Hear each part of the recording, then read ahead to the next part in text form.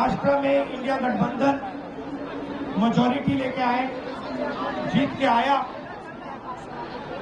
और विधानसभा के चुनाव में कुछ ही महीने बाद इंडिया गठबंधन बुरी तरह हारा।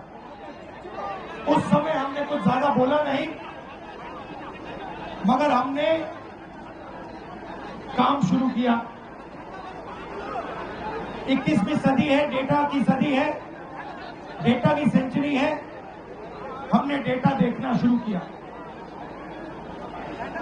और जैसे ही हमने डेटा देखना शुरू किया, हमें पता लगा कि लोकसभा में और विधानसभा में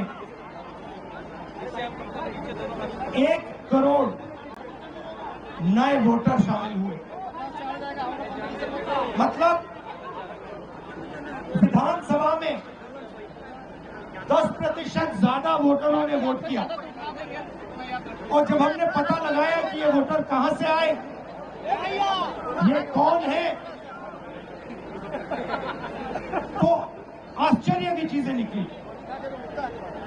हर कंस्टिट्यूएंसी में जहां भी वोटर बढ़े, जिन जिन कंस्टिट्यूएंसीज में वोटर बढ़े, वहां पर बीजेपी जीती। सारे के सारे वोट जो नए वोट आए, वो सारे के सारे बीजेपी को गए। एक बिल्डिंग में 4000 5000 वोटर रजिस्टर हुए। गरीबों के वोट काटे गए। और जब हमने इलेक्शन कमीशन से कहा कि आप हमें वोटर लिस्ट दीजिए, आप हमें वीडियोग्राफी, जो हर पोलिंग बूथ में वीडियो लगा हुआ है, वो दीजिए। इलेक्शन कमीशन बिल्कुल शांत हो गया, चुप हो गया, एक शब्द नहीं कहा।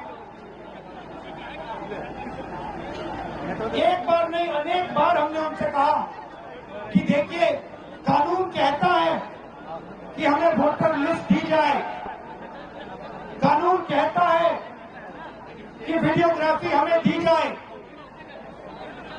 आज तक महाराष्ट्र की वोटर लिस्ट हमें नहीं मिली। वीडियोग्राफी का कानून बदल दिया क्योंकि वो सच्चाई छुपाना चाहते हैं। यहां पे हम आए हैं, 7 मूर्ति हमारे पीछे है। यहां लोग शहीद हुए, संविधान के लिए शहीद हुए, और संविधान में लिखा है कि हिंदुस्तान के हर नागरिक को, चाहे वो किसी भी जात का हो, किसी भी धर्म का हो, हर नागरिक को एक वोट मिलना चाहिए। इलेक्शन कमीशन, मैं आपको साफ बोल रहा हूं, और आप जानते हो, मैं बिना बात को समझे, बिना गहराई में जाकर मैं नहीं बोलता हूं। मैं हिंदुस्तान की जनता को और बिहार की जनता को कह रहा हूं कि महाराष्ट्र का चुनाव चोरी किया गया था, और जैसे महाराष्ट्र का चुनाव चोरी किया गया था, वैसे ही बिहार का चुनाव चोरी करने की कोशिश की जा रही है। देखिए, उन्हें पता लग गया कि हमने महाराष्ट्र मॉडल समझ लिया है, इसीलिए वो हम नया बिहार मॉडल लाए हैं। और मैं आपको साफ बताना चाहता हूं कि ये गरीबों का वोट छीनने का तरीका है। ये और मगर ये इन लोगों को मालूम नहीं है कि ये बिहार है। ये बात समझे नहीं है, ये बिहार है, और बिहार की जनता ये कभी नहीं होने देगी। इलेक्शन कमिश्नर से जाके मिले, मैं नहीं था, मगर सारे नेता गए, और मैंने इनसे पूछा आपको क्या लगा, और सारे के सारों ने कहा कि इलेक्शन कमिश्नर बीजेपी और आरएसएस जैसे बात कर रहे हैं। वो भूल गए हैं कि वो किसी राजनीतिक पार्टी के नहीं है। वो हिंदुस्तान के इलेक्शन कमिश्नर हैं और उनका काम इस संविधान की रक्षा करने का है।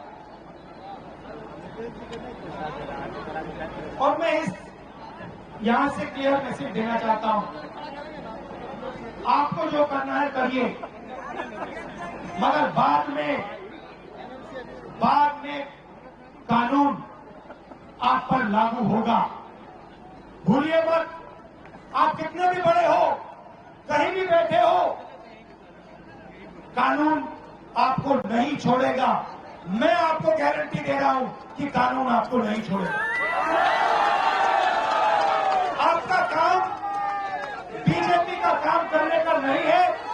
आपका काम हिंदुस्तान के संविधान की रक्षा करने का है।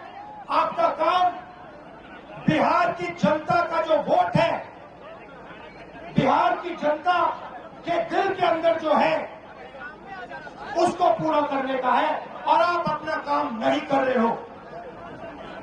पहले इलेक्शन कमिश्नर सिर्फ बीजेपी नहीं चुनती थी। पहले इलेक्शन कमिश्नर को बीजेपी, ऑपोजिशन पार्टी और जो हमारे चीफ जस्टिस हैं, जिन्होंने मांग की कि हमें बैठने दो, हमें इलेक्शन कमिश्नर चुनने दो, उनको बाहर फेंक दिया, उनको कमरे के अंदर आने नहीं दिया और हमें भी साफ कह दिया कि भैया यही नाम है, ये बीजेपी के नॉमिनेटेड इलेक्शन कमिश्नर हैं। ये देश की सच्चाई है। और मैं बिहार के युवा से कहना चाहता हूं, ये सिर्फ आपसे वोट चोरी नहीं हो रहा है, ये आपका भविष्य चोरी हो रहा है। आपसे आपका हक जो बनता है, जो रोजगार है, आपका धन है, ये सब आपसे चोरी किया जाएगा। ये चोरी नहीं होने देगी। और आपको, बिहार के युवा को, ये चोरी नहीं होने देनी है। और पूरा का पूरा इंडिया गठबंधन आपके साथ खड़ा है और हम ये चोरी नीतीश जी की ये जो भर्ती आयोग है, इनकी दादागिरी नहीं चलेगी। लोकतंत्र की जननी बिहार है और उसी लोकतंत्र की जननी से जो लोकतंत्र को खत्म करना चाहते हैं, ये हम बिहार के लोग हर कुछ नहीं होने देंगे।